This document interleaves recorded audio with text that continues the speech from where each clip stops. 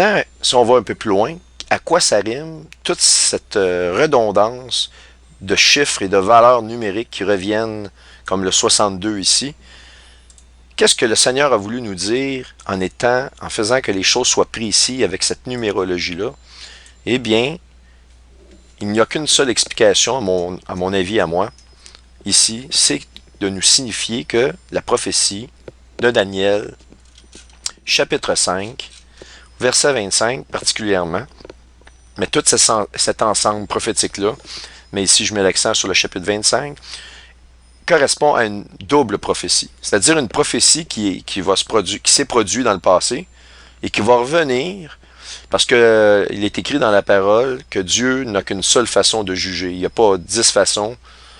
Dieu est immuable dans le temps et étant donné qu'il est la perfection, eh bien, il ne peut pas changer sa façon de voir les choses parce que il n'y a pas d'évolution dans Dieu. Dieu est parfait. Il est comme ça depuis le début jusqu'à la fin. Il a toujours été ainsi. Donc, à partir de là, ça nous indique que c'est une double prophétie parce que on nous pointe la fin, que cette prophétie-là est arrivée à la fin de la 62e semaine que Daniel nous parle. Dans le chapitre, ça c'est chapitre 6, attendez un instant.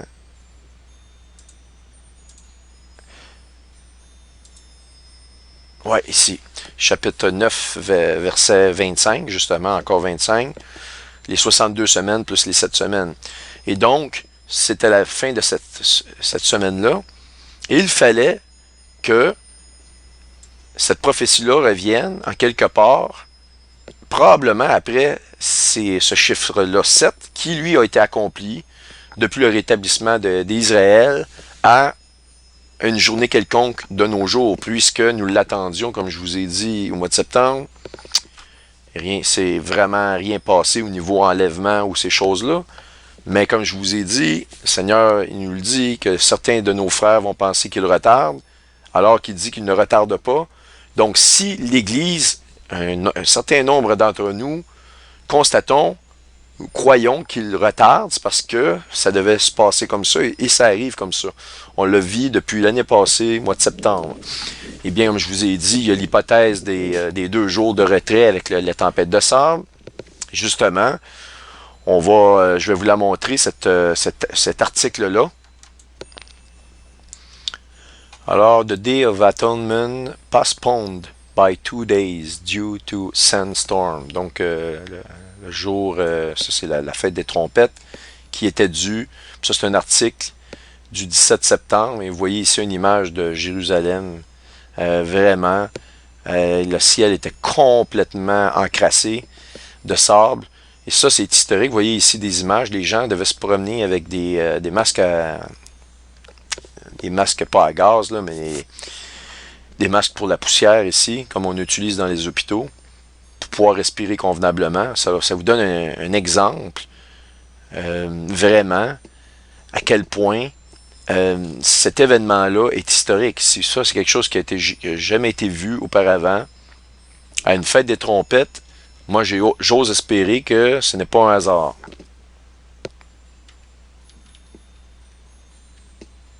Oups. Ben, ce qui est le plus incroyable, c'est que normalement, la fête des trompettes devait être le 23 et le 24. Vous êtes bien d'accord là-dessus? Ben, si on parle, là, je vais juste vous envoyer une idée. J'ose même pas vous donner de date. Je vais juste vous donner des drôles de hasards, des drôles de choses qui se produisent. Comme je vous ai parlé tout à l'heure, depuis le chapitre 9, verset 25, où on nous parle des 62 plus 7, plus 1 pour 70. Je vous parle du chapitre 5, verset 25, 25 qui revient. Et étant donné que c'était supposé d'être le 22, 23, eh bien, maintenant, la fête des trompettes a été replacée de 2 jours selon ça avait été la tradition. Okay? Ils ne l'ont pas fait. Mais selon la tradition, selon les Saintes Écritures, le Sanhédrin n'aurait pas pu détecter le croissant de lune pour proclamer la fête des trompettes ou le nouvel an. Et ils auraient dû attendre 2 jours de plus. Et ça nous mène au 25 septembre. Vous voyez où c'est le 25 septembre? au coucher du soleil. Parce que les minuit juifs, c'est toujours au coucher du soleil, un vendredi. Alors, ça, je vous l'ai montré. On retourne à nos explications. Donc ici, les fameuses 7 semaines et 62 semaines. Mais maintenant, comme je vous ai montré ici, ça c'est le chapitre 5, verset 25. Et évidemment, on sait que Daniel a donné la signification de l'écriture sur la main devant le chandelier. Vous vous rappelez du chandelier? Eh bien, nous allons aller voir le chapitre 6 parce qu'il est important, parce qu'il renferme une extraordinaire précision du moment où cette prophétie double-là devait arriver dans le futur. Je vous ai parlé des mouvements rétrogrades de Saturne et on sait qu'on est dans les derniers jours à cause qu'elle nous a produit la statue de Nebuchadnezzar. Quel est le rapport de la statue de Nebuchadnezzar avec ces prophéties-là? Eh bien, c'est justement parce que Belchazzar était le fils de Nebuchadnezzar. Tout était interrelié. Aucun hasard. Vous ne pouvez pas me dire qu'il y a un hasard. Il n'y en a pas. Dieu parle une fois, Dieu parle deux fois. Dans le milieu du balancier ici, à l'étoile qui tient la balance, le sommet de la balance, et le troisième mouvement dans la balance faussée, il dit je compte, je mets dans la balance, et on s'en va, et là, on divise. Et là, exactement, vous allez voir que ça rapporte, c'est pointé numérologiquement avec Barack Obama, évidemment, parce que Barack Obama, je vous l'ai montré, Saturne, mouvement rétrograde, Barack Obama, je pourrais vous en parler encore des heures et des heures, j'en ai tellement parlé, vous le savez. Je vous ai parlé de la signification importante de Saturne comme étant l'étoile de Moloch à partir de la concordance. Je pense que c'est un débat qui est clos. Maintenant, je vais vous montrer la numérologie qui entoure Obama et qui nous pointe aux élections américaines qui ont eu lieu au mois de novembre cette année. Mais je vais vous montrer quelque chose d'autre de plus. On va aller dans le chapitre 6 avant de procéder. Chapitre 6. Alors ici, mise en situation, parce que je ne veux pas tout le lire. Daniel, après avoir donné la signification de l'écriture sur le main, a fait des jaloux. Et oui, tous les enchanteurs, les liseurs de bonne aventure, tous les sages du roi Belchazzar, les Babyloniens, étaient vraiment fâchés de voir que Daniel leur avait damé le pion, leur avait pris, si vous voulez, avait pris leur place et que le roi l'avait en très haute estime et qu'il voulait le récompenser lui. Ils en étaient jaloux. Et donc, ils conspirèrent contre Daniel et ils voulaient le faire assassiner ou le faire tuer par le roi. Et lorsque ils vont aller voir le roi finalement, ils vont lui demander, ils vont dire, écoute, cet homme-là bafoue la loi, etc., la loi de Babylone. Et là, le roi Belchazzar a en estime finalement Daniel parce qu'il l'a vraiment aidé, puis il veut vraiment le récompenser, puis il est triste de penser à le tuer. Il refuse dans un premier temps. Et là, ces hommes-là vont trouver dans la loi de Babylone une loi qui est immuable et irrévocable, qui même que le roi ne peut pas lui-même aller contre, que le roi lui-même avait signé. Et cette loi, elle est comme suit, c'est que on ne devait pas prier à aucun autre dieu que le dieu de Babylone à ce moment-là. Et évidemment, ils ont pris Daniel en train de prier son propre dieu. Et là, ils ont été voir le roi de Babylone. Et là, ils ont dit au roi de Babylone, écoute, on l'a vu, il prie son dieu. Et ça, s'il y a un décret. Alors ça, je vais vous lire de cette partie de texte-là. Alors, ça va comme suit. Alors, puis vous allez voir la numérologie encore. Dieu a parlé une fois, Dieu a parlé deux fois. À la troisième fois, la force est à lui. Lorsque Daniel fut au courant de la rédaction de ce décret, il se retira dans sa maison.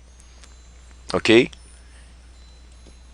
c'est le décret dans lequel on parle ici, c'est celui de ne pas prier d'autres dieux.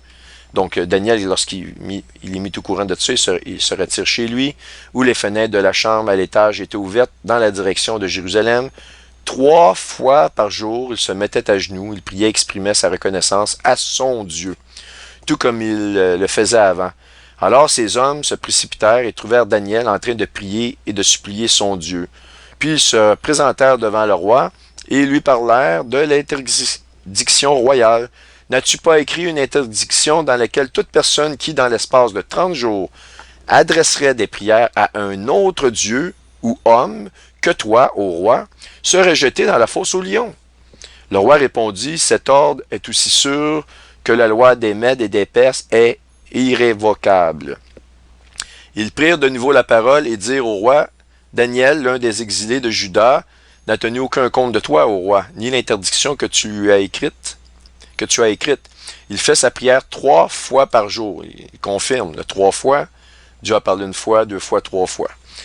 Le roi fut très attristé, et quand il entendit cela, ben oui, parce que il a vraiment Daniel en très grande estime, et il prit à cœur de délivrer Daniel jusqu'au coucher du soleil, et il s'efforça de le sauver. Mais ces hommes insistèrent auprès du roi et lui dirent, sache, roi, que d'après la loi des Mèdes et des Perses, aucune interdiction ni aucun décret confirmé par le roi ne peut être modifié. Alors le roi donna l'ordre de faire venir Daniel et le jeta dans la fosse aux lions. Le roi dit à Daniel, parce qu'il était très triste, que ton Dieu, que tu sers avec persévérance, veuille te délivrer. On apporta une pierre et on la plaça sur l'ouverture de la fosse pour s'assurer que la porte reste fermée. Le roi y apposa l'empreinte de son anneau et de l'anneau de ses hauts fonctionnaires afin que rien ne puisse être modifié pour Daniel.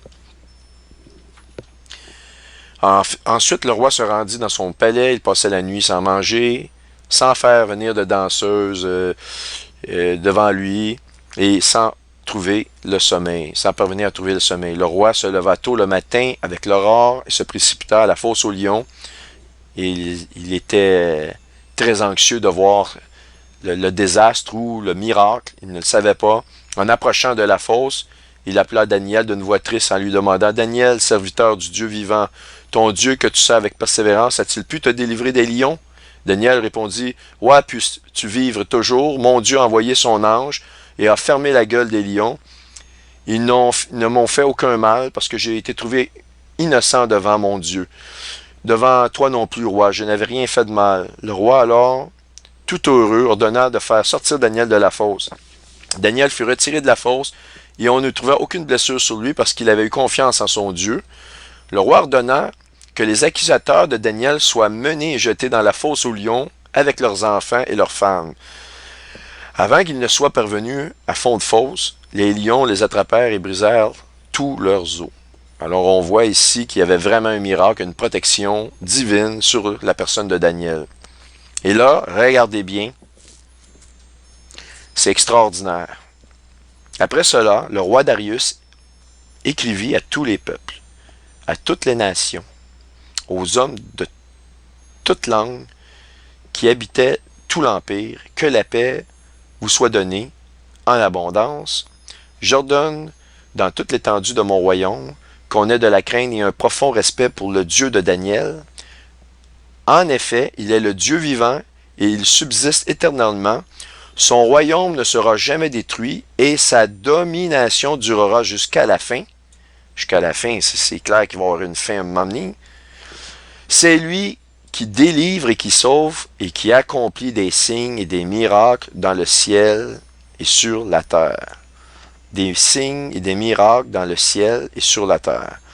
Ça, c'est une prophétie qui s'est accomplie en parfaite harmonie avec la prophétie de Daniel ici, qui est une prophétie double. Comme je vous ai dit, on a tous les indices ici, des 62 années. Et cette prophétie double-là, ce signe astronomique que je suis sur le point de vous montrer, eh bien, s'est accompli à des moments extrêmement précis. Et nous savons que c'est pour ça que les États-Unis, qui est la Babylone, se divisent actuellement. On est vraiment dans le temps du jugement. On rentre dans le temps du jugement. Écoutez, je ne peux pas vous donner de date. Je vous donne des hypothèses, mais calculez en nombre de jours, en nombre de mois. Mais préparez-vous, ça peut arriver à tout moment. OK? Je pense que la date du 20 janvier va être à surveiller. À surveiller pour de grands troubles. Des choses extrêmement tristes qui s'en viennent aux États-Unis. Moi, je pense que d'ailleurs, Vladimir Poutine attend la conclusion de tout ce qui va se passer dans la suite des choses, parce que si ça avait été Mme Clinton qui était rentrée au pouvoir, À mon avis, on aurait déjà assisté à une guerre thermonucléaire. Les Russes seraient passés à l'action. Euh, Parce que là, ils attendent, mais pendant qu'ils attendent en Europe, les organisations, les pays membres de l'OTAN, ils positionnent des troupes, des missiles en direction de la Russie. Ça, c'est une situation que, évidemment, les Russes voient et se disent, ben, on va essayer d'éviter la guerre, mais bon, on se prépare pour la guerre quand même. Et le seul espoir qu'ils voient, c'est la prise au pouvoir de Donald Trump. Alors, veuillez conserver à l'esprit qu'on nous prophétise que Dieu va accomplir des signes, des prodiges, des miracles dans le ciel. Et sur la terre aussi, dans le ciel, ça c'est quelque chose de très important. Gardez ça à l'esprit, parce que le roi Darius s'est vraiment pris d'amitié, si vous voulez. Il s'est vraiment pris d'amitié il a connu Daniel, si vous voulez, à cause de cette prophétie-là ici, du fait que Daniel a donné la signification de cette phrase-là ici, écrite de la main, par la main sur le mur, en avant, de quoi? Du chandelier. Alors, une main d'homme qui écrivait à l'endroit du chandelier, donc à côté du chandelier. OK? Et je vais vous montrer deux choses qui relient Barack Obama à la valeur numérique de 2520 jours ici, exactement, tel que la prophétie ici de Méné, Méné, Tekel, Urfacine nous donne comme valeur numérique de 2520. Alors, on y va. Ça ici, qu'est-ce que c'est que la date du 4 novembre 2008? Eh bien, c'est la date de la prise du gain présidentiel par Barack Obama pour son premier mandat présidentiel. C'est la journée qu'il a gagné les élections en 2008. Alors, bon, les élections américaines de 2008, voyez-vous, le 4 novembre 2008, ça, ceci, c'est une preuve. Et si on compare ici à la dernière lune rouge, lune de sang, ou le lendemain de la lune de sang, la dernière lune de sang de la tétrade, qui avait lieu le 28 septembre, eh bien, nous avons 2520 jours exactement. Pour rajouter à la précision de ces signes célestes-là, pointant vers cette prophétie-là de Daniel 9, chapitre 5, verset 25, de diviser, peser, diviser, ici, celle-ci, que je vous montre, OK? Eh bien, comme pour aller au-delà de cela, non seulement ça correspond à la dernière lune rouge ou le lendemain de la dernière lune rouge, ici, au jour près, en plus de cela, c'est approximativement à quelques jours le moment où Saturne quitte la constellation de la Balance après son dernier mouvement rétrograde dans une des soucoupes de la Balance. On le voit ici le 29, voyez-vous Saturne où elle est située. Alors si je continue d'avancer les journées, eh bien voyez-vous, là, début octobre, elle a quitté la Balance pour entrer dans le Scorpion. Alors, c'est assez spécial, toute cette, si vous voulez, cette interrelation-là de concepts astronomiques, parce que Saturne fait la statue de Nebuchadnezzar. Nebuchadnezzar, on le voit dans le prophète Daniel. Les 2520 jours que je vous montre, c'est dans le livre de Daniel. Et Saturne fait tous ces signes-là. Pesé dans la balance, dans le livre de Daniel, on le voit ici. Vous le voyez dans la prophétie ici, parce que ça nous dit vraiment. Et voici l'interprétation de ces paroles. Méné, Dieu a calculé ton règne. Il a pesé là, chacune des choses. Il a comptabilisé les choses. Et il a mis fin. Tekel, tu as été pesé dans la balance. Tu as été trouvé léger. Pérez, ton royaume a été divisé. Et donc, on voit ici la fameuse division. Et c'est exactement dans la balance que tout se fait là. On le voit. Vous le voyez de vos propres yeux ici. Et maintenant, je vais aller encore plus loin dans la relation entre les signes astronomiques et cette fameuse prophétie-là ici. Et comme je vous ai montré au chapitre 6, on nous a prophétisé un signe astronomique qui nous annoncerait le début du retour de cette prophétie double-là, ici, parce que c'est une prophétie double, comme je vous ai expliqué, on a des indices. Il y a beaucoup de prophéties doubles en passant dans la Bible, ce n'est pas la première, mais celle-ci est extraordinaire, avec le fameux 62 ans de l'âge de Darius le Mède, les 62 semaines données par Daniel, en tiers de partie du 7 semaines qui devait se rajouter, qui s'est faite dans nos jours, récemment, et il ne reste qu'une semaine à accomplir, à quelques mois, là, je peux dire, là, mais on est vraiment rendu à cette époque-là. Et donc, voici le fameux signe astronomique extraordinaire que je vais vous montrer de ce pas. Alors, en rappel rapide, ici, le jour de la fête des trompettes était prévu à débuter la fête des trompettes le 23 septembre, se terminer le 24, c'est-à-dire se terminer le 23 au coucher du soleil, pardon, ok? Ça, c'était la proclamation du jour de la fête des trompettes. Et à cause de la fameuse tempête de sable, on partait du 23 et on allait au 25. 2 jours, maintenant, 2 jours, c'est 2 années pour le Seigneur.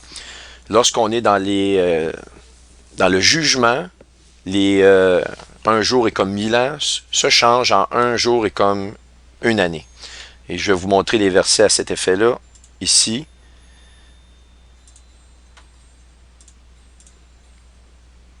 Attendez, je vais vous trouver cela. Voilà, je pense que je les ai. Ouais, exactement, c'est ça.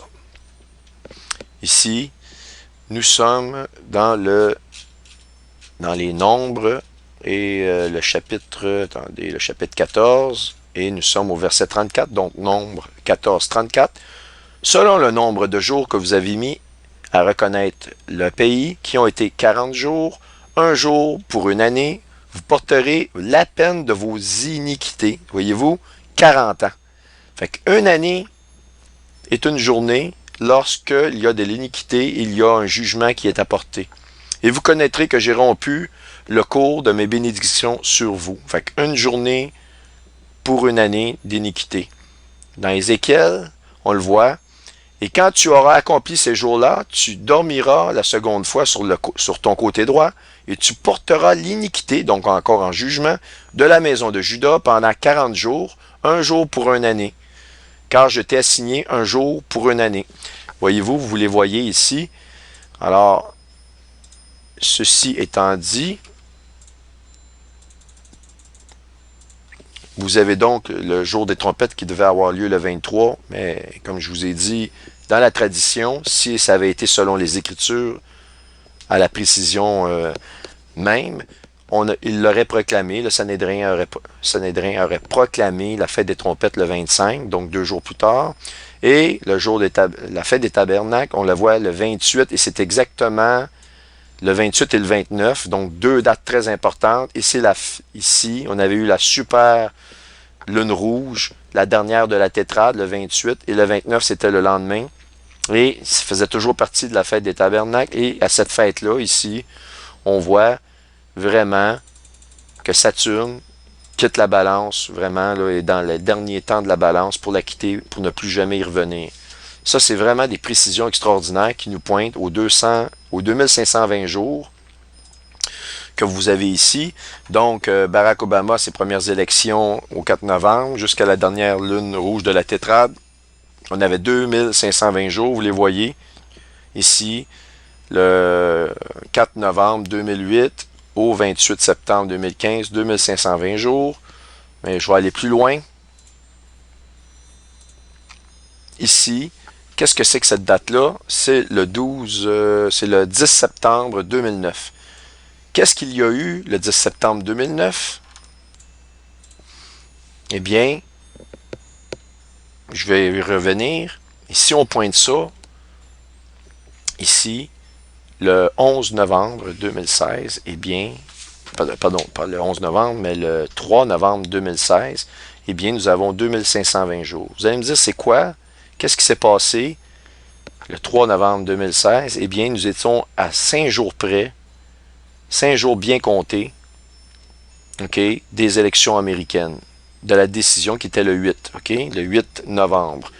5 jours, ça a rapport au UNAPCO qui lui-même a rapport aux 5 vagues d'énergie. Et ces 5 vagues d'énergie-là, je vais vous le démontrer, est relié au chiffre 777 d'une façon extraordinaire.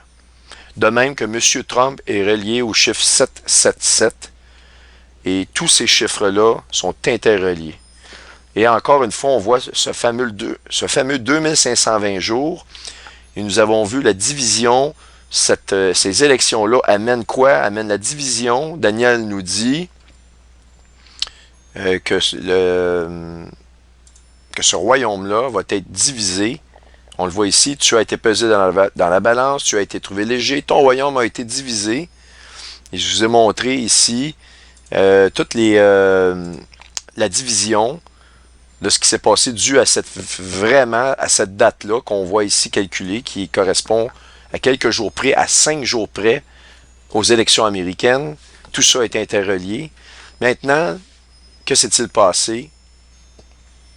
OK, le 10 décembre 2009, eh bien, Barack Obama, encore une fois, Barack Obama, Saturne suit les mouvements de Barack Obama, Saturne fait la statue de Nebuchadnezzar, nous pointant comme étant le personnage de Nebuchadnezzar, accomplissant la prophétie double du chapitre 5, verset 25, Méné, Méné, Tekel, Urfacine, le chapitre 5, verset 25.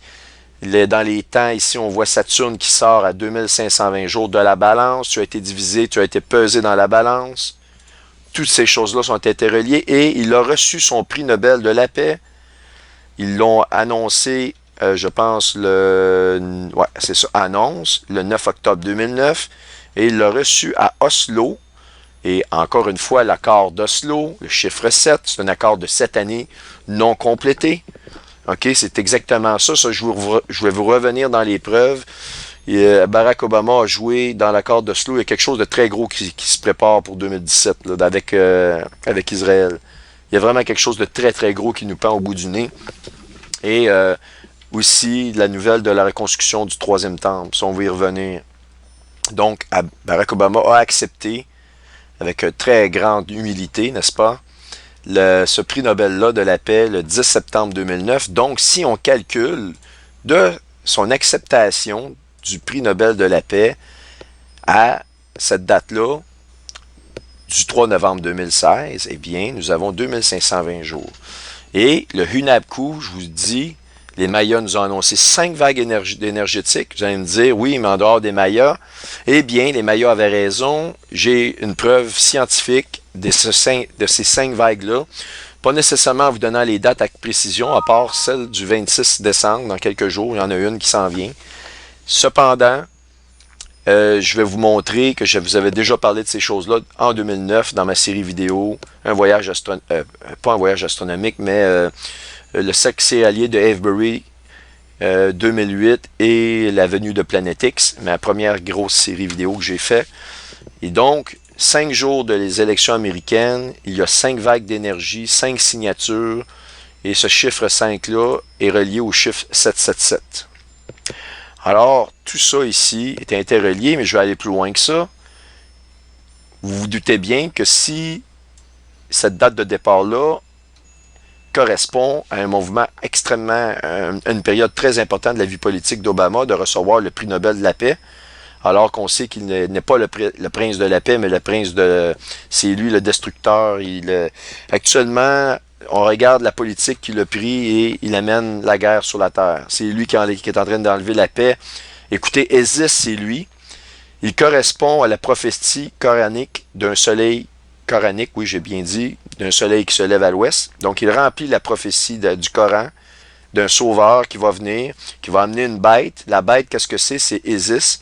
C'est son rêve sur l'immigration. C'est une plaie mondiale. C'est en train de se faire. C'est lui qui l'a mis de l'avant. Et c'est lui qui a le logo du soleil qui se lève à l'ouest. Il correspond le pouvoir islamique à l'ouest. car c'est le premier président islamique. Il est là en toute puissance, il domine, et nous appelons les États-Unis d'Amérique les pouvoirs de l'Ouest. Donc, il correspond à toutes les prophéties. Donc, si vous vous notez bien que si ça commence, cette date-là, pour arriver à 2520 jours, du 10 décembre 2009, à quelque chose qui se rapporte à Obama, il faut que ça se termine avec quelque chose d'important sur Obama. Mais comme je vous dis, étant donné que le jugement commence dans ces périodes-là, c'est un signe astronomique, ce n'est pas nécessairement à la journée près, mais ça nous annonce que le temps est venu, ok, dans les cieux. Eh bien, vous devez vous douter que ceci va avoir rapport à la grande tribulation ou l'approche de la grande tribulation. Eh bien, regardez ceci. Qu'est-ce qui s'est passé exactement le 3 novembre de cette année?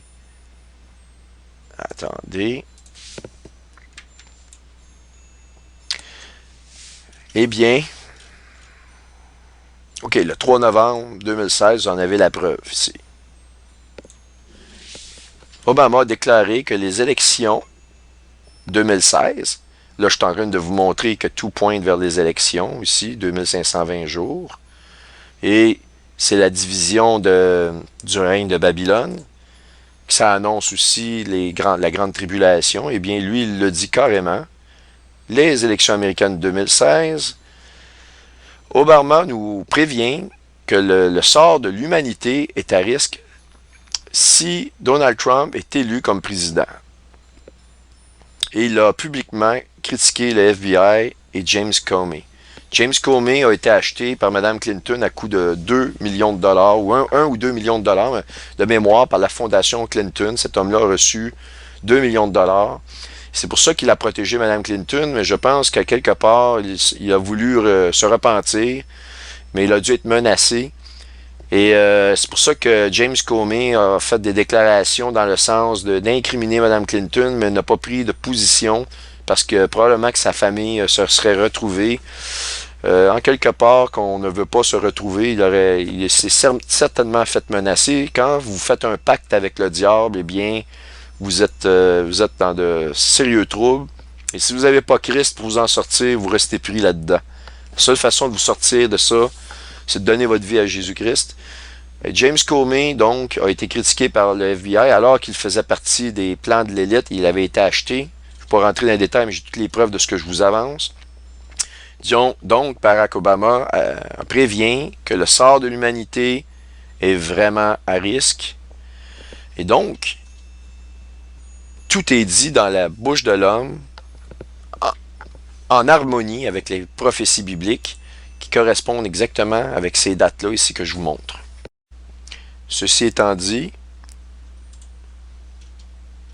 comme je vous ai montré tout à l'heure, de 2520 jours jusqu'au 28 septembre à partir de la prise de présidence du premier mandat d'Obama. Maintenant, je vais regarder de plus près la prophétie de Daniel au chapitre 5.5 dans un sens astronomique. Alors, lorsque Barack Obama a pris le pouvoir, ici on le voit, pour la première fois, un 4 novembre 2008, eh bien, il gagnait la présidence, mais il fut inauguré le 20 janvier 2009. Tout le monde est d'accord là-dessus. Oui, c'est ça, le 20 janvier 2009. Eh bien, au même moment, à quelques jours près, pour la première fois, la NASA photographia une main incroyable dans l'espace. Et cette main-là s'appelle le pulsar PSR B1509-58. Bon, ici, je vais le copier, je vais le mettre, je vais ouvrir un autre. On va le mettre en image. Celle-là ici, ouais, celle-là ici est de bonne qualité, afficher l'image. On va la voir à l'écran, plus en détail.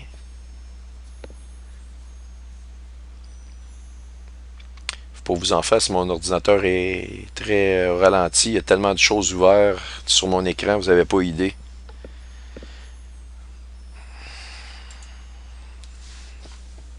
Bon, la voici. Voyez-vous ici, on voit vraiment le pouce, les 4 doigts d'une main. Ce qui est le plus incroyable, c'est qu'elle est synchronisée à la prise de pouvoir de Barack Obama parce qu'elle a été photographiée pour la première fois en début de l'année 2009. Voyez-vous ici, et ici c'est un extrait de la NASA. Il appelle ça la main de Dieu. OK? Et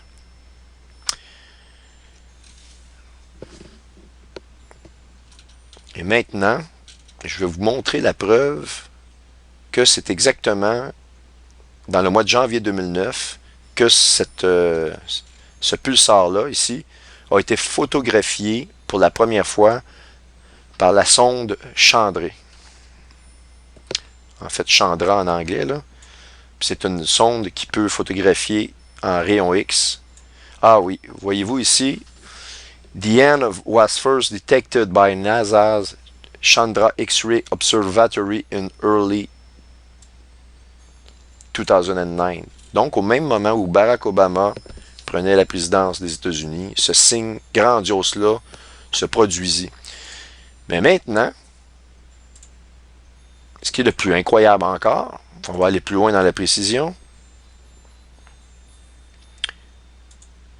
On va aller ici. Bon, c'est lui qui accomplit les signes dans les cieux, vous le voyez, de la main qui écrit. De la main, on va le trouver ici en haut. Les doigts d'une main d'homme, ok. Et en cette même heure-là, sortir de la muraille. En cette même heure-là, ça veut dire dans le même temps. Donc, sortir de la muraille, les doigts d'une main d'homme qui écrivit à l'endroit du chandelier. Eh bien, je vais vous montrer exactement la position de ce pulsar-là. Et c'est là que vous allez être émerveillés. Vraiment, l'accomplissement de la parole de Dieu dans les cieux, en même temps des événements géopolitiques sur la Terre.